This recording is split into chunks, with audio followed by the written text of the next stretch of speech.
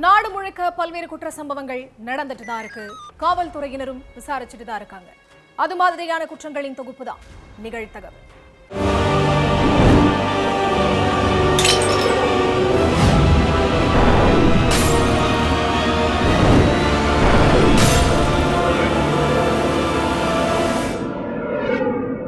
நிகழ்தகவு.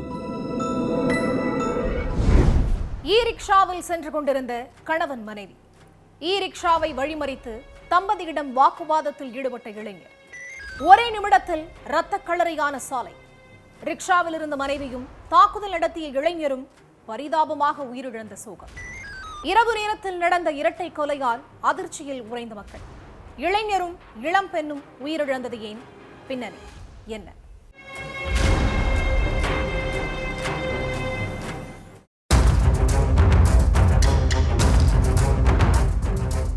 நைட் நேரத்துல இளம்பெண் ஷாலினியும் அவங்களோட கணவர் ஆகாஷும் ரிக்ஷா வண்டியில சொந்தக்காரங்க வீட்டுக்கு போயிட்டு இருந்தாங்க. அப்போ பாதி வழியில அந்த தம்பதியை வழிமறிச்ச ஆசுங்கிற நபர் தம்பதி கிட்ட பயங்கரமா வாக்குவாதம் பண்ணியிருக்கார். அடுத்து மறைச்சு வச்சிருந்த கத்தியை எடுத்த அந்த நபர் ஷாலினிய சர்ரமாரியா கத்தியால குத்தியிருக்கார். இதுல ஷாலினி ரத்த வெள்ளத்துல சுருண்டு விழுந்துட்டாங்க. அடுத்து அந்த நபர் ஆகாஷ கத்தியால குத்த பாஞ்சிருக்கார். ஆனா சுதாரிச்சுக்கிட்ட ஆகாஷ் ஆசுக்கிட்ட இருந்த கத்தியை பிடுங்கி பதிலுக்கு அவரை தாக்கியிருக்கார். இதனால அந்த இடமே போர்க்களமா மாறிடுச்சு. இதை பார்த்த அங்கிருந்த பொதுமக்கள் ஆம்புலன்ஸுக்கு போன் பண்ணி வர வச்சு ரத்த வெள்ளத்துல கிடந்த 3 பேரையும் மீட்டு ஹாஸ்பிட்டலுக்கு அனுப்பி வச்சாங்க. ஆனா அங்க ட்ரீட்மெண்ட் அளிச்ச டாக்டர் ஷாலினியும் ஆசுவும் உயிரிழந்துட்டதா சொல்லி இருக்காங்க. இந்த விஷயம் கேள்விப்பட்டு ஸ்பாட்டுக்கு போன போலீஸ் ஹாஸ்பிட்டல்ல ட்ரீட்மெண்ட்ல இருந்த ஆகாஷ் கிட்ட விசாரணையில இறங்குனாங்க.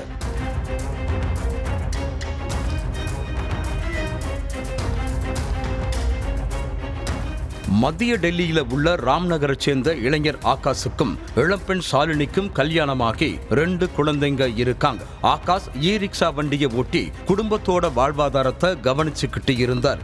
ஷாலினி ஹவுஸ் ஒய்ஃபா இருந்திருக்காங்க. கல்யாணமான கொஞ்ச நாட்கள் வர மகிழ்ச்சியா வாழ்ந்துட்டு இருந்த இந்த தம்பதிக்குள்ள திடீர்னு அடிக்கடி பிரச்சனை ஏற்பட ஆரம்பிச்சிருக்கு. இதனால 2 பேரும் கொஞ்ச நாட்கள் பிரிஞ்சு வாழ்ந்திருக்காங்க. அந்த நேரத்துல தான் ஷாலினிக்கு ஆசுங்கிற நபரோட பழக்கம் ஏற்பட்டிருக்கு. முதல்ல நார்மலா பேச ஆரம்பிச்ச 2 பேரும் அடுத்து போன் நம்பரை பரிமாறிக்கிட்டு தங்களோட காதல அடுத்த கட்டத்துக்கு கொண்டு போயிட்டு லிவிங்ல வாழ ஆரம்பிச்சிருக்காங்க. ஆனா அடுத்த கொஞ்ச நாட்கள்லேயே ஆகாஷ் கூட சமரசமான மனைவி ஷாலினி கணவன் கூட மறுபடியும் சேர்ந்து வாழ ஆரம்பிச்சிருக்காங்க. ஷாலினி தன்னை விட்டு பிரிஞ்சு போன சோகத்துல இருந்த ஆசு அவங்களுக்கு தொடர்ந்து போன் பண்ணி டார்ச்சர் பண்ணிட்டு இருந்திருக்கார். நீ எதுக்கு முன்ன மாதிரி என்கிட்ட பேச மாட்டேங்கிற? நீ உன் கணவனை விட்டுட்டு என் கூட வந்துரு, நான் உன்னை நல்லபடியா பாத்துக்கிறேன்னு சொல்லியிருக்காரு. அதுக்கு ஷாலினி, எனக்கு ஏற்கனவே 2 குழந்தைங்க இருக்காங்க, இப்போ மறுபடியும் நான் கர்ப்பமா இருக்கேன், அதனால நான் இனி ஆகாஷ் கூட தான் வாழ போறேன், தயவு செஞ்சு நீ என்ன டிஸ்டர்ப் பண்ணாதன்னு சொல்லி இருக்காங்க. அதை கேட்டு கோபமான ஆசு, உன் வயித்துல வளர்றது என் குழந்தை, அதனால நீ இனிமே என் கூட தான் வாழணும்னு சண்டை போட்டு இருக்கார். ஆசுவோட பேச்சை கேட்டு ஆத்திரமடைஞ்ச ஷாலினி, என் வயித்துல வளர்றது உன்னோட குழந்தை கிடையாது, இது ஆகாஷோட குழந்தை, நீ தேவையில்லாம ஏதாவது சொல்லி என் வாழ்க்கையை கெடுத்துறாதன்னு சொல்லிட்டு போனை கட் பண்ணியிருக்காங்க. அடுத்து ஆசுவோட போன் நம்பர், வாட்ஸ்அப், இன்ஸ்டான்னு எல்லாத்தையும் பிளாக் பண்ணிட்டாங்க ஷாலினி. இதனால ஷாலினி மேல கொலவெறியில இருந்த ஆசு அவங்களையும் ஆகாஷையும் கொலை பண்ண திட்டம் போட்டிருக்கார். சம்பவத்தன்னைக்கு ஷாலினியும் அவங்களோட கணவர் ஆகாஷும் சொந்தக்காரங்க வீட்டுக்கு போயிட்டு இருந்தாங்க. அப்போ அந்த ரிக்ஷாவை வழிமறிச்ச ஆசு மறைச்சு வச்சிருந்த கத்தியை எடுத்து ஷாலினிய கத்தியால குத்தி கொன்னுட்டார். அடுத்து ஆகாஷையும் தாக்க பாஞ்சிருக்கார். ஆனா சுதாரிச்சுக்கிட்ட ஆகாஷ் அவரோட கையில இருந்த கத்தியை பிடுங்கி ஆசுவை கத்தியால குத்தி கொன்னுட்டார். விசாரணையோட முடிவுல எல்லா உண்மைகளையும் தெரிஞ்சுக்கிட்ட போலீஸ் ஆகாஷ அரெஸ்ட் பண்ணி சிறையில அடைச்சிட்டாங்க. வீட்டில் இருந்து கேட்ட அலறல் சத்தம். அண்ணன் தம்பிக்கு இடையே திடீரென ஏற்பட்ட தகராறு. கட்டையால் தம்பியின் தலையில் ஓங்கி அடித்த கொடூரம். வலி தாங்க முடியாமல் இரத்த வெள்ளத்தில் சம்பவ இடத்திலேயே சுருண்டு விழுந்த தம்பி. உடன் பிறந்த தம்பியை அண்ணனே கட்டையால் அடித்து கொலை செய்தது ஏன்? நடந்தது என்ன?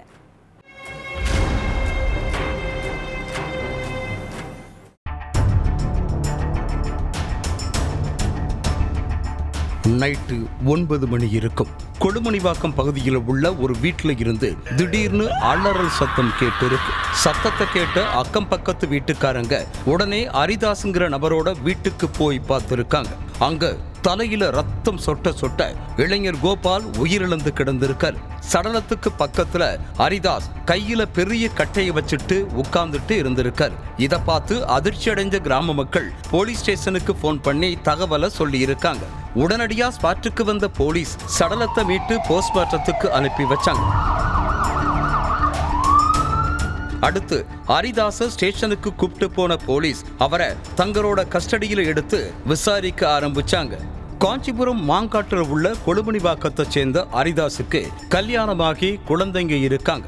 இவரு பிளம்பர் வேலை செஞ்சுட்டு குடும்பத்தோட வாழ்வாதாரத்தை கவனிச்சுட்டு இருந்தார். ஹரிதாஸுக்கு 35 வயசுல கோபால்ங்கிற தம்பி ஒருத்தர் இருந்தார். கோபால் கார்பெண்டராகவும் மற்ற நேரத்துல டிரைவராகவும் வேலை பார்த்துட்டு இருந்தார். இப்படி இவங்க வாழ்க்கை நல்லபடியா போயிட்டு இருந்த நேரத்துல வேண்டாத சேர்க்கையால மது போதைக்கு அடிமையான கோபால் எந்நேரமும் மதுவே கதின்னு கிடந்திருக்காரு. இதனால கோபாலுக்கு சொந்தக்காரங்க ஊர்க்காரங்கன்னு யாருமே பெண் கொடுக்க முன்வரல.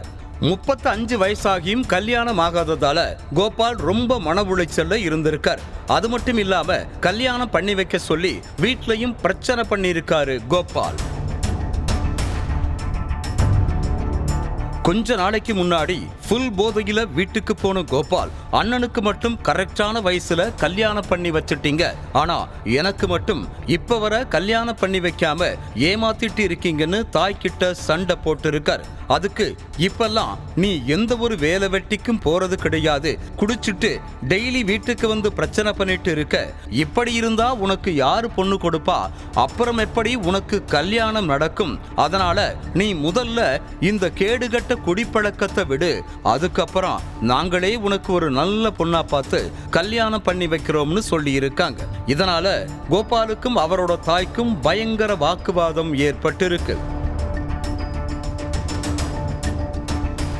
சம்பவத்தன்னைக்கு மறுபடியும் ஃபுல் போதையில வீட்டுக்கு போன கோபால், நான் குடியெல்லாம் விடமாட்டேன், நான் இப்படித்தான் இருப்பேன், யாருக்காகவும் என்ன மாத்திக்க முடியாது, எனக்கு சீக்கிரம் ஒரு நல்ல பொண்ணா பார்த்து கல்யாணம் பண்ணி வைங்க, அப்படி இல்லைன்னா உங்களை சும்மா விடமாட்டேன்னு மிரட்டி இருக்கார். தம்பியோட நடவடிக்கையை பார்த்து கடுப்பான அண்ணன் ஹரிதாஸ், உன்னால டெய்லி வீட்டுல பிரச்சனையா தான் இருக்கு, இனிமே நீ ஒழுக்கமா இருந்தன்னா உனக்கு ஒரு நல்ல பொண்ணா பார்த்து கல்யாணம் பண்ணி வைக்கிறோம், அப்படி இல்லைன்னா வீட்டை விட்டு வெளியே ஓடி போயிருன்னு திட்டிருக்கார். அதை கேட்டு கோபமான கோபால் ஹரிதாஸ தகாத வார்த்தையால திட்டியிருக்கார். கோபால் வரம்ப மீறி பேசினதை கேட்டு ஆத்திரமடைந்த ஹரிதாஸ் வீட்டுக்கு வெளியில கிடந்த கட்டையை எடுத்துட்டு வந்து கோபால் தலையிலேயே சர்ரமாரியா தாக்கி இருக்கார். இதுல நிலை குலைஞ்ச கோபால் சம்பவ இடத்திலேயே துடிதுடிக்க உயிரிழந்துட்டார். இந்த விஷயத்தை கேள்விப்பட்டு ஸ்பாட்டுக்கு வந்த போலீஸ் ஹரிதாஸை அரெஸ்ட் பண்ணி சிறையில அடைச்சிட்டாங்க. கயிற்றுக்கட்டிலில் வெளியில் தூங்கிக் கொண்டிருந்த மூதாட்டியின் காதை அறுத்து கம்மலை திருடிக் கொண்டு எஸ்கேப் ஆன மர்ம நபர். மூக்குத்திகளையும் திருடியதோடு மூதாட்டியை கொலை செய்த கொடூரம். 3/4 சவரன் நகைக்காக மூதாட்டியை கொலை செய்த மர்ம நபர் யார்? மர்ம நபர் பிடிபட்டாரா?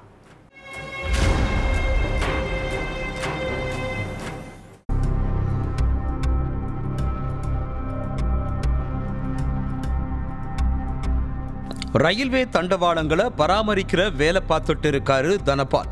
சேலம் வேம்படித்தாளம் இந்திரா நகர் பகுதியில் உள்ள ரயில்வே தொழிலாளர்கள் குடியிருப்புல வசிச்சுட்டு இருக்கிற இவரு நைட் டியூட்டி முடிஞ்சு வீட்டுக்கு வந்திருக்கார். அப்போ வீட்டுக்கு வெளியே கைத்துக்கட்டுல படுத்திருந்த தனபாலோட 85 வயசான தாய் மாரியம்மா காது அறுபட்டு உயிரிழந்து கிடந்திருக்காங்க. மூதாட்டி மாரியம்மாளோட காதுல இருந்த கம்மல் மூக்குத்திய அறுத்து எடுத்துட்டு அவங்கள யாரோ கொலை செஞ்சு போட்டிருந்திருக்காங்க. அதை பார்த்து அதிர்ச்சியான தனபால் கொண்டலாம்பட்டி போலீஸ் ஸ்டேஷனுக்கு போன் பண்ணி தகவல் கொடுத்திருக்கார். அடுத்து அங்க வந்த போலீசார் மூதாட்டியோட சடலத்தை மீட்டு போஸ்ட்மார்ட்டத்துக்கு ஹாஸ்பிட்டலுக்கு அனுப்பி வச்சுட்டு விசாரணையில இறங்கி இருக்காங்க. மூதாட்டி மாரியம்மாள் தினமும் நைட் நேரத்துல கைத்துக்கட்டில வீட்டுக்கு வெளியே எடுத்து போட்டு தூங்குறது தான் வழக்கம். அப்படித்தான் சம்பவத்தன்னைக்கு மூதாட்டி கட்டில தூங்கிட்டு இருந்திருக்காங்க. அப்ப நைட் நேரத்துல அங்க வந்த மர்ம நபர் மூதாட்டியோட காதுல இருந்த கம்மலை கலட்ட முயற்சி பண்ணிருக்காங்க. அப்ப திடீர்னு கண்முழிச்ச மூதாட்டி கம்மலை கலட்ட விடாம தடுத்ததா தெரியுது. அதனால மூதாட்டிய கட்டையால அடிச்சு கொன்னுட்டு அவங்க காதுகளை அறுத்து கம்மலை எடுத்ததோட மூக்குத்திகளையும் கையோட எடுத்துட்டு மர்ம நபர் எஸ்கேப் ஆகியிருக்கான். மூதாட்டி தினமும் வெளியே தூங்குறதையும் அவரோட மகன் தனபால் நைட் ஷிப்ட் போறதையும் தெரிஞ்சுக்கிட்ட உள்ளூர் நபர்கள் யாரோதான் நோட்டமிட்டு இந்த கொலையை செஞ்சிருக்கணும் அப்படிங்கிற கோணத்துல விசாரணையில இறங்கி இருக்காங்க போலீசார். அக்கம் பக்கத்துல உள்ளவங்க சொந்த பந்தங்கள்னு ஒருத்தரையும் விடாம விசாரிச்சுட்டு இருக்க காவலர்கள் சந்தேகப்படுற மாதிரி யாராவது அந்த பகுதிக்கு வந்து போனங்களானும் விசாரிச்சுட்டு இருக்காங்க. சமீப காலமா தனியா இருக்கிற மூதாட்டிகளை குறி வச்சு அவங்க காதுகளை அறுத்து கம்மலை கையோட கொண்டு போறது, கொலை செஞ்சுட்டு நகைகளை கொள்ளையடிக்கிற சம்பவங்கள் அடிக்கடி நடக்குது. அதனால மக்கள் மத்தியில அச்சமும் அதிகமாகிக்கிட்டே இருக்கு. பக்கத்து வீட்டினரிடையே ஏற்பட்ட பிரச்சனை, ஒருவரை ஒருவர் மாறி மாறி தாக்கிக் கொண்ட கொடூரம், இளைஞரை கத்தியால் குத்தி கொலை செய்த பயங்கரம், இளைஞரை அவரது உறவினர்களே கத்தியால் குத்தி கொலை செய்தது ஏன்? பின்னணி என்ன?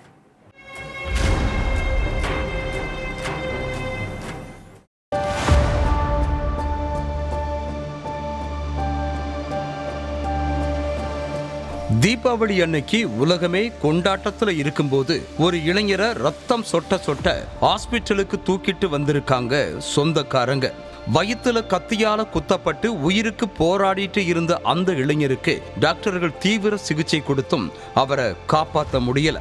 அதுக்கு பிறகு போலீசார் மேற்கொண்ட விசாரணையில தான் இளைஞரை கொன்னது யாரு, ஏன் கொன்னாங்க, எல்லாத்துக்குமே விடை கிடைச்சது.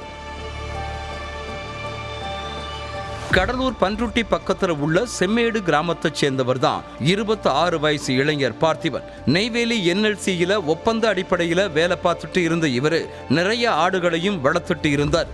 தீபாவளி பண்டிகையொட்டி கிராமத்துல உள்ள எல்லாருமே பட்டாசு வெடிச்சிட்டு இருந்திருக்காங்க.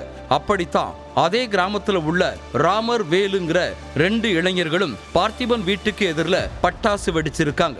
அப்போ எங்க வீட்டுக்கு எதிரில் பட்டாசு வெடிக்க வேண்டாம், ஆடுகள் எல்லாம் மிரளுது, அதனால வேற பக்கம் போய் பட்டாசு வெடிங்கன்னு சொல்லி இருக்காரு. மது போதையில இருந்த ராமர், வேலு 2 பேரும் நாங்க அப்படித்தான் வெடிப்போம், நீங்க வேணா ஆடுகளை வேற பக்கம் போய் கட்டுங்கன்னு பிரச்சனை பண்ணிருக்காங்க. எங்க வீட்டுக்கு முன்னால நீங்க தான் பட்டாசு வெடிக்கிறீங்க, நான் எதுக்கு ஆடுகளை வேற பக்கம் கட்டணும்னு பார்த்திபன் கேள்வி கேட்டிருக்காரு. அப்போ டென்ஷனான ராமரும் வேலுவும் வீட்டுல இருந்து கத்தி எடுத்துட்டு வந்து பார்த்திபன் வயிற்றுலையும் தலையிலையும் குத்தி இருக்காங்க. அதுல அதிக ரத்தம் வெளியேறி வலியால துடிச்சிட்டு இருந்த பார்த்திபனை அக்கம் பக்கத்துல இருந்தவங்க பன்ருட்டி கவர்மெண்ட் ஹாஸ்பிட்டலுக்கு தூக்கிட்டு போயிருக்காங்க. அங்க முதலுதவி சிகிச்சை கொடுத்த டாக்டர்கள் மேல் சிகிச்சைக்காக கடலூர் கவர்மெண்ட் ஹாஸ்பிட்டலுக்கு அனுப்பி வச்சாங்க. அங்க ட்ரீட்மெண்ட்ல இருந்த பார்த்திபன் உயிரிழந்துட்டார். போதை தெளிஞ்சதும் உஷாரான வேலுவும் ராமரும் கிராமத்தை விட்டே ஓடி போயிட்டாங்க. தலைமறைவா உள்ள 2 பேரையும் போலீஸ் தேடிட்டு இருக்காங்க. ஒவ்வொரு குற்றங்களின் முடிவும் சட்டத்தின் கையில். விசாரணை தொடரும், பார்க்கலாம் அடுத்த நிகழ்தகவல்.